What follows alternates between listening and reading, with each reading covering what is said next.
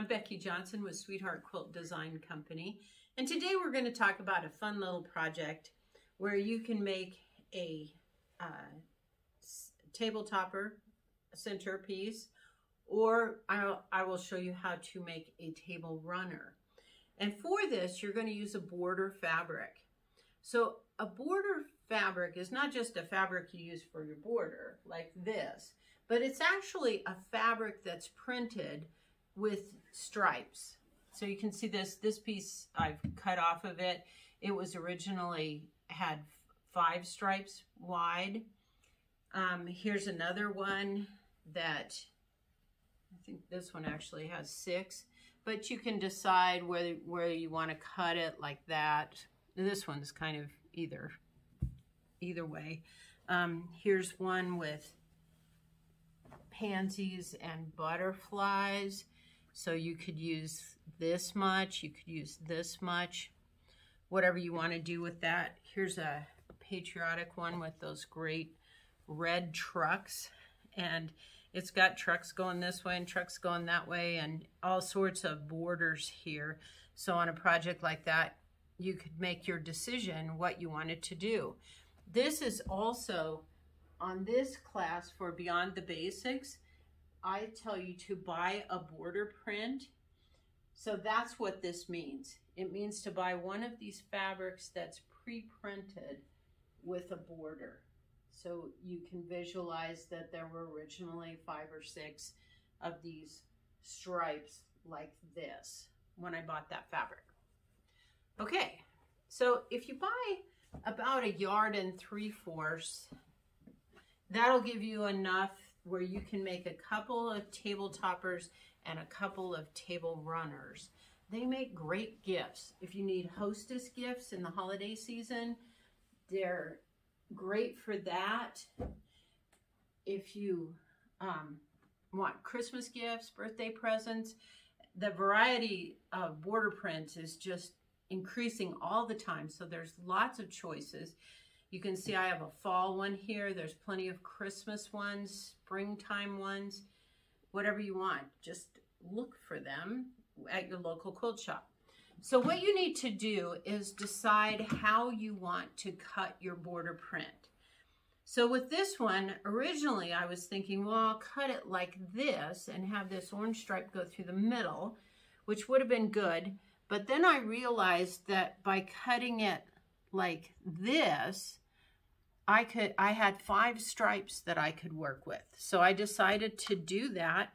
So what I decided to do was cut it just on the other side of this little green line here. So when I cut a border print, I actually like to use a small ruler. Normally when we're cutting, we're concerned about lining up down here. But when you're cutting a border print, the printing on the fabric wins, and you just want to follow it. So by using a small ruler, I can set it up, and sometimes you've got to adjust it just a little bit as you go along.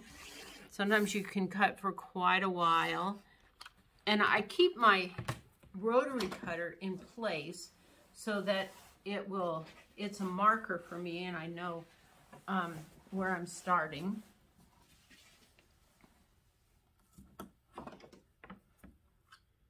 So I put my rotary cutter down and then get my ruler placed.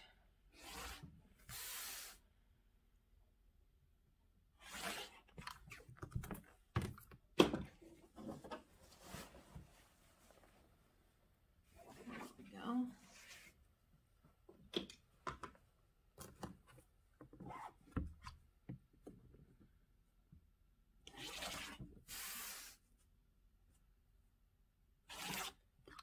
All right, now with a strip, the way you want to cut these, you need one of these 60-degree rulers.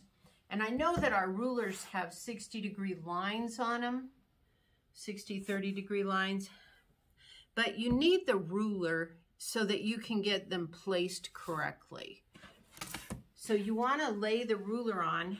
And in order to get these table toppers, you first want to start with it backwards. Like I was going to do my table runner with this around the outside, So the first one I want to cut is backwards. And I already cut some of these, so I know that, well, it's about 8 1/4 is where I want to cut it. So we're not putting the point at the edge of the fabric. So we'll actually go ahead and cut this on both sides, and then, here, I'll cut them. So we're going to cut this way and this way, and then we're going to turn it around and cut. Now these will be for this is for the table topper, and this is going to be for the table runner. So I'll go ahead and cut that and keep working my way down until I get to the size that I want to be.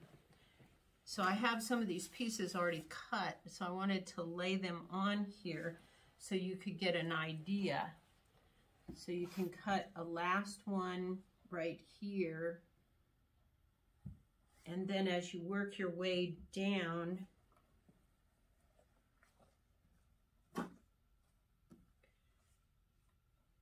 so the next one we'd cut would be another one of these, and then we're cutting, whoops, one of these,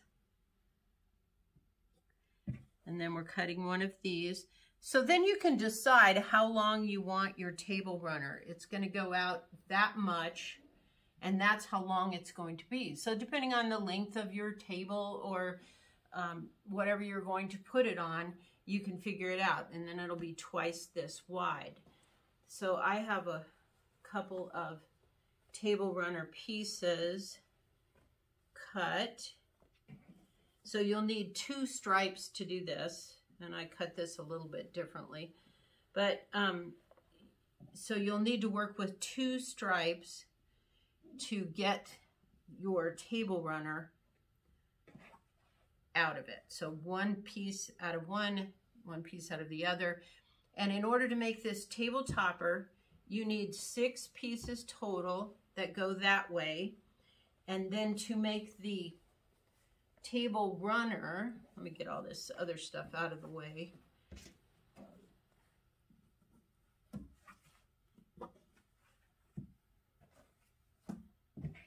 To make your table runner, you're going to have these 2 pieces, and it takes 4 .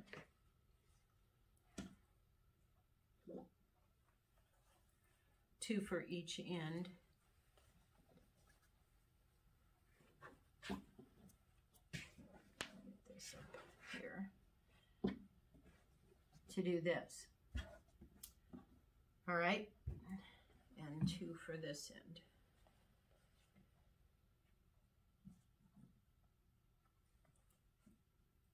And there's your table runner.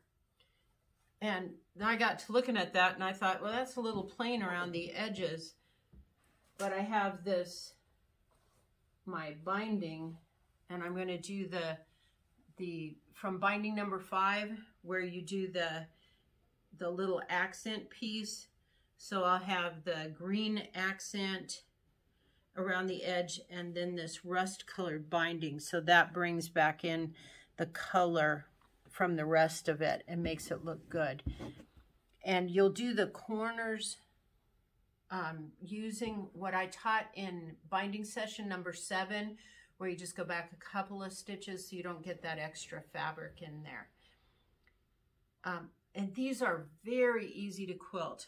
I'm a long arm quilter, and I usually quilt these on my sewing machine. And what I do is I'll just stitch, and these would line up. They're just, won't look like it right now. There we go. I'll stitch next to the line or in the middle of the lines, stitch around the center, stitch, and you can do whatever you want in here, but it doesn't take a lot of quilting. So just straight lines work great, and then put your binding on. So just a fun little project. I like to do those. And like I said, they make great gifts with about 1 3/4 yards of fabric. Here's one that I put together the opposite way. So you could make your table runner like this.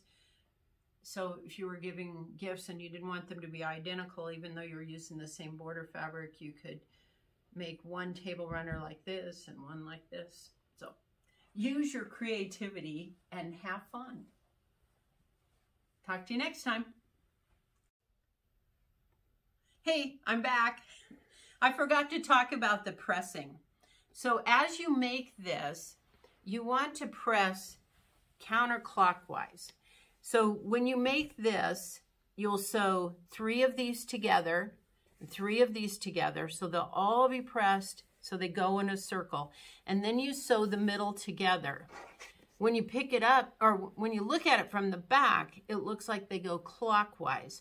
But by doing it that way, then when you want to spin this center, you can see your stitching better. It just, you can, or when you want to match up the center. Because when you sew this together, where's the, here it is. Okay, when you sew this together, in order to match the center, you want to line up these seams. Make sure they're nested. You can feel through it if you teach yourself how to do that. And then put a pin straight through the center. Make sure it comes out in the center on both sides. And I pin these seams together. Then you stitch it. So by pressing this way, you can see this. If you press them the other way, it covers it up, in my experience. So then when you press it, you're going to press this one this way, and then go back and open them up so that the seam all goes this way and all goes that way. So you have to split it apart. And when you put the table runner together, you're going to sew the ends on and the ends on, and then you'll sew it together through the center. Okay, great. Have fun with it.